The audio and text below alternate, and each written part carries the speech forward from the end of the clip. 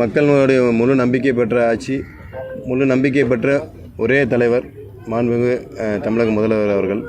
அதனால் மக்களுடைய செல்வாக்கை பெற்ற ஒரு தலைவரை யாராலும் இதை செய்ய முடியாது. நிச்சயமாக இனி வரக்கூடிய காலங்கள் அவருடைய ஆட்சி தான் தொடரும். அதுக்குண்டான செயல்பாடுகள் மக்கள் நம்பிக்கையை முழுமையாக பெற்றிருக்கிறோம். அந்த நம்பிக்கையை முழுமையாக செய்து காட்டி இனி வரக்கூடிய காலங்கள் மாண்புமிகு முதலமைச்சருடைய காலம், அவருடைய ஆட்சி தான் அமையும் என்பதை நாங்கள் உறுதியாக சொல்லிக்கிறோம்.